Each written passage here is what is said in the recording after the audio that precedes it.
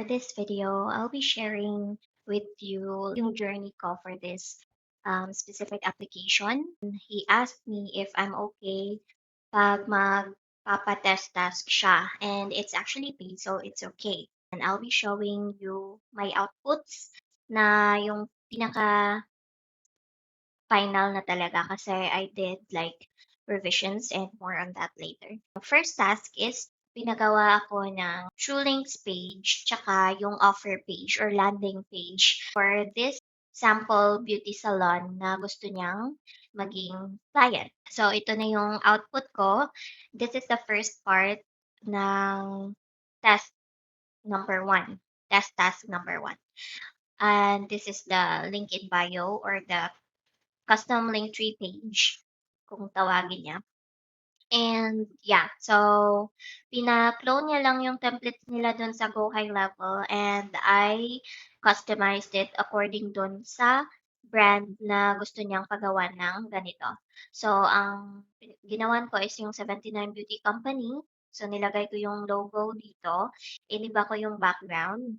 So, kinuha ko lang din tong picture na to dun sa social media mismo ng brand na ito. And then, nilagyan ko ng ganito kasi yung first na ginawa ko dito, pina-revise niya kasi ayaw niya na dito sa logo, yun na yung name niya, tapos dito same pa rin. So, ayaw niya ng ganon. So, ito yung nangyari, Beauty in Route 79. Your one-stop shop for all things beautiful. So, ito, with the help of ChatGPT. And then dito naman is to book an appointment, check our services, leave us a review. So ito yon mga functional na ito lahat. And dito naman, binago ko yung mga links kasi of course we need to put the link sa business na to. And then iniba ko din dito yung address and then dito nilagay ko yung phone number ng business na to and then yung email nila tsaka yung reviews na din and the map. So when you click on this, say for example, this one, pupunta tayo sa website ng business. Okay. So ito na, na-approve na siya. So hindi ko siya nakuha the first time I did it. And yeah, we had a lot of back and forth na nangyari kasi kailangan maging ma-meet ko yung expectations ng client and ito na yung na-approve niya. So sa part 2 ng task number 1, ito na yung ginawa ko for their landing page. So dinuplicate ko lang din yung template nila doon. Nilagay ko yung logo ng company, iniba ko yung phone number, nilagay ko yung phone number ng company na 'to or ng business na 'to, ito iniwan ko na lang siya. And then here naman, kinustomize ko yung size ng background photo na 'to, ta's yung photo naman iniba ko. So, ito lang din siya, ayan. So, itong your one-stop shop for all things beauty, same lang din sa ChatGPT. Nilagay ko lang dun sa ChatGPT yung mga info na nakuha ko dun sa website ng business na 'to. And then, iyan, nilagay ko lang siya diyan. So, as per um, instructions naman ni client, ChatGPT lang din naman siya. So, ayan, napadali yung buhay ko. And dito naman, ako yung gumawa nito sa Canva. And the client actually liked this kasi iniba ko siya. Yung dito kasi doon sa template nila is parang ano ba yun, pang aesthetic clinic na mga badges siya. So, iniba ko siya dito and nagustuhan naman ni client. Pina-revise lang niya kasi yung first time na nalagay ko siya dito is parang malalaki siya. So, pina-adjust na yung size and then that's what I did and na-approve na yan. Here naman sa part na 'to, iniba ko lang yung picture, nilagay ko yung picture ng business owner. Tapos dito naman is something na telling them why they should choose this business. And then, ayan, meron siyang call to action dyan. And then, meron din here na section na premier discount. Tapos ito, kinuha ko lang din sa Canva. Actually, ilang beses akong nag-revise nito kasi ayun nga, yung size, hindi gusto ni client. Tapos, last time is meron siyang pa-square, meron siyang white background. So, pinakuha niya yung background para ito na lang talagang mga graphics na 'to ang, um, alam mo yun, makita dito. Here naman is hindi ko siya binago kasi di ko alam kung paano nila ginawa 'to, but then sinabi naman ni client it's okay for now kasi test lang naman 'to. And then dito naman is meron na din namang call to action section. So ito, template na lang kasi nila 'to, so binago ko lang yung color according dun sa branding ng business na 'to and then, ayan, nilagay ko lang dito sa button na 'to yung number talaga nila and then dito naman I asked ChatGPT kung ano yung mga locations na pwede nilang ma-serve, based dun sa address nila, ayan.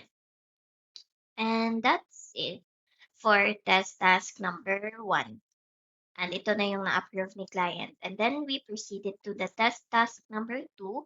Ito din, hindi ko din siya nakuha in one go kasi pina-change ni client yung hook. Kasi very important naman talaga yung hook. Dapat sa una pa lang, mapapastop na natin yung audience or yung nanonood para they will watch the whole video.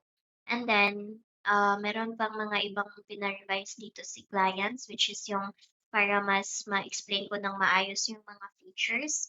And yeah, so I also use ChatGPT for this. Hindi naman ano si client, like he's also someone who believes in um automating your business, yung mapadali yung buhay mo, yung mapadali yung mga process sa mga bagay-bagay sa business mo. So, he's okay with using AI as long as nakuha yung voice niya, yung personality, yung paano siya magsalita, as long as ayun, hindi siya tunog AI, gano'n.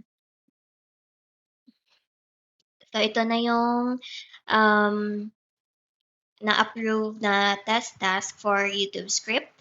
And next naman sa test task number 3 ay yung pinapili kasi niya ako dito, yung napili ko is gumawa ng weekly newsletter plan for um, the tool or for the software na gusto niyang i-promote to spa owners. And ito yung nagawa ko. So actually, gusto lang naman niya sana ng 8 emails in total. Pero after kasi ng mga feedback niya, and nung na-realize ko na kailangan naming mag-add ng isa pang email para talagang merong dedicated email yung specific features kasi ayaw niyang ma-overwhelm yung nagbabasa pag pinasok sa isang email lahat. So, ayan. Hindi sa isa namin yung benefits and features. And yeah, ilang revisions din to, ilang feedback and forth na feedback hanggang sa na-satisfy na siya dito. And then after na na-approve niya na 'to, pinagawa niya na ako ng email template, um, do'n sa Go High Level, using this email number 1 and ito na yung, final. So yung ginawa ko kasi talaga nung una is hindi siya tama, like, paano ba? Let me show you yung first na ginawa ko. As you can see, ito lang yung nagawa ko kasi nakala ko na template lang talaga na pwede nilang ma-change whenever they want to send an email. Kaso hindi ko na-gets na yung gusto pala niya is um, yung talagang meron na siyang laman. Tapos dapat 'pag nakita ng nagbabasa or ng audience, which is yung spa owners, dapat ma-feel nila na this brand actually understands na they are catering to spa owners. So, yung ginawa ko dito kasi ginamit ko yung brand colors or yung branding ng company niya, which is hindi niya nagustuhan. So, sabi niya it's simple so we have to uh, touch it up pa yun yung term niya. So, ayan. Going back after ilang revisions and ilang minutes ko 'tong ginawa or hours, di ko sure. Basta nag-enjoy lang din naman ako. Pinagawa niya 'di ba yung sa email 1. Welcome to your weekly spa success tips. Ayan. So ito, ginawa ko siya sa Canva, yung mga elements na 'to, ginawa ko lang siya sa Canva. And then, ayan, CTA, ta's nilagay ko lang dito yung mga social media links and yan na yung final output na nagustuhan naman ni client. So, after sending this and after he said okay na siya, um, nag-ask siya na mag-send ako ng video introduction telling me more about myself, ano yung goals ko for the next year, at kung bakit ako fit for his brand. And currently, I'm still waiting for him. I understand naman na it's weekend din sa kanila. Parang Saturday pa lang ngayon sa kanila, actually. So, ayan, hindi ko na muna siya pinalo up. So, I'm expecting na maybe bukas or sa Tuesday morning yung response niya. But yeah, I just wanted to share this as a documentation and also like nag-promise ako or I actually wanted to share the back end, kung ano yung mga nangyayari, yung mga behind the scenes ko when I look for potential clients. So, yeah, yun lang naman yung gusto kong i-share today and, gusto kong maano nyo na hindi ganun kadali maghanap ng client. Especially that you also need to communicate with them kung ano yung gusto nilang mangyari. Tapos, alam nyo yun, yung mga back and forth na communication. Communication is very important, guys. You have to really adapt. And actually, I wanted to share din na this was my first time na um, gumamit ng Go High Level. Hindi naman ako familiar sa Go High Level, but I am able to um, alam niyo yun, hindi naman ako nahirapang gumamit kasi I was able naman to create my own landing pages before sa iba nga lang na tool. And that's one thing na siguro nagpa-easy ng um, paggawa ko nitong mga test.